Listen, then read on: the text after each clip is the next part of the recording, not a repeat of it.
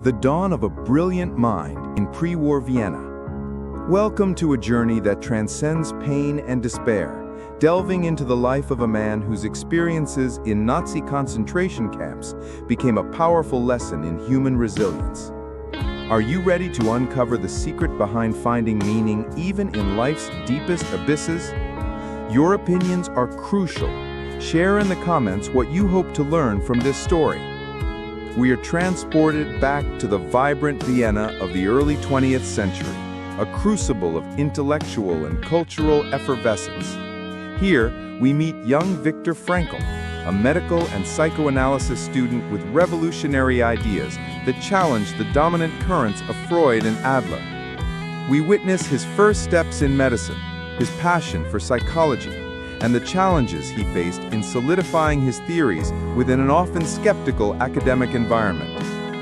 Details of his personal life, his relationships, and the social and political atmosphere of pre-Anschluss Vienna, with the growing shadow of Nazism, will be woven into the narrative, revealing a man on the verge of a discovery that would change the course of psychotherapy.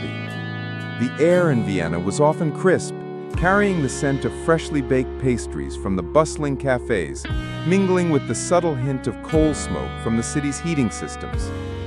The architecture, a grand tapestry of Baroque and Art Nouveau, stood as a testament to an empire's past glory.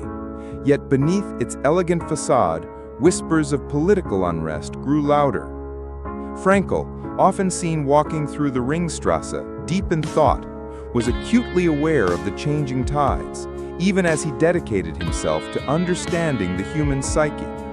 His early theories, still nascent, already hinted at a profound belief in the human spirit's capacity for meaning, a belief that would soon be tested in ways unimaginable.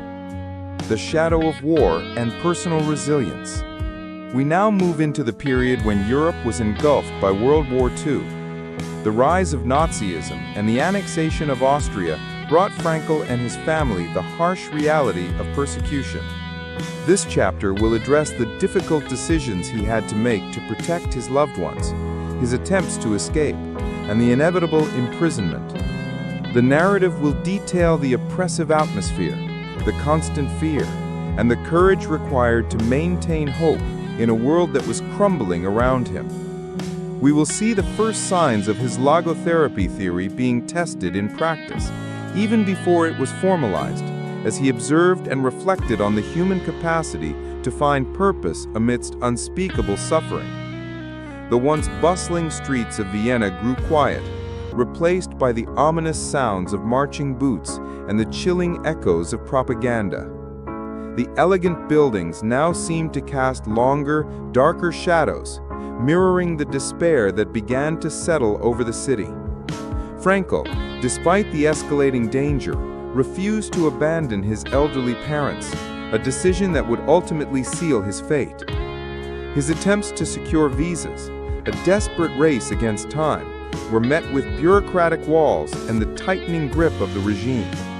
Yet even in this suffocating environment, he found moments to jot down his thoughts, observing the subtle ways people clung to their dignity and purpose, even as their freedom was stripped away. What are your thoughts on Viktor Frankl's early life and his initial struggles as the shadow of war loomed? Share your insights in the comments below. The horrors of the camp and the search for meaning.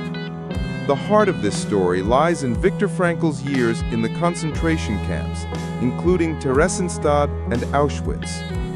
This chapter will not shy away from the brutality and dehumanization that he and millions of others suffered. We will describe the infernal daily life, the hunger, the disease, the loss of loved ones, and the constant struggle for survival. However, the main focus will be Frankl's incredible ability to transcend physical and mental pain, finding meaning and purpose even in the abyss of hopelessness. We will witness his keen observation of human behavior under extreme pressure and how his theories on the will to meaning were formed and strengthened from these unimaginable experiences. The air in the camps was thick with the stench of death and despair, the sky often gray, mirroring the bleakness of existence. The barracks were cold and cramped, offering little respite from the constant torment. Yet, amidst the unimaginable suffering, Frankl observed acts of kindness, moments of shared humanity, and the profound resilience of the human spirit. He saw how those who clung to a sense of purpose, whether it was the hope of reuniting with loved ones, a spiritual belief, or a piece of unfinished work, were often the ones who endured.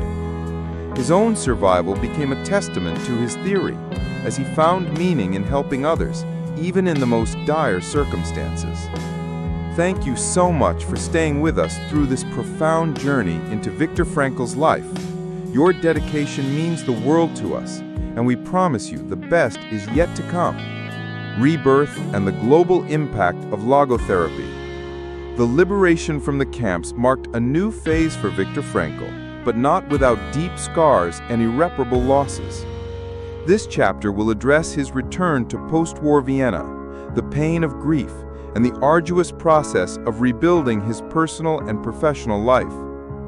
We will see how he channeled his traumatic experiences to refine and disseminate logotherapy, his unique approach to psychotherapy focused on the search for meaning. His rise as a professor, writer, and international lecturer will be detailed, showing how his ideas, born in adversity, resonated in a world searching for purpose. Vienna, though scarred by war, slowly began to heal, much like Frankl himself. The city's once vibrant cafes gradually reopened, and the sounds of reconstruction filled the air. Frankl, despite the immense personal loss, found solace and renewed purpose in sharing his insights. His lectures, initially in small university halls, quickly gained traction, drawing crowds eager to hear his message of hope and meaning. He traveled extensively, his words touching countless lives, establishing logotherapy as a significant school of thought in psychology, the enduring legacy of a visionary. In the final chapter, we will explore the continuing impact of Viktor Frankl's work in the 21st century. From his influence on modern psychology and existential philosophy, to the practical application of logotherapy in various areas of life, his legacy remains alive. We will address how his ideas on personal responsibility, self-transcendence, and the search for meaning continue to offer a beacon of hope and guidance for individuals and societies. We will conclude with a reflection on the timeless relevance of his message in a complex and often challenging world, reiterating why his story continues to inspire and transform lives. Frankl's message, born from the crucible of unimaginable suffering, continues to resonate globally. His books are translated into dozens of languages, and logotherapy institutes operate worldwide, helping people navigate the complexities of modern existence. His emphasis on finding meaning in every situation, even suffering, offers a powerful antidote to nihilism and despair.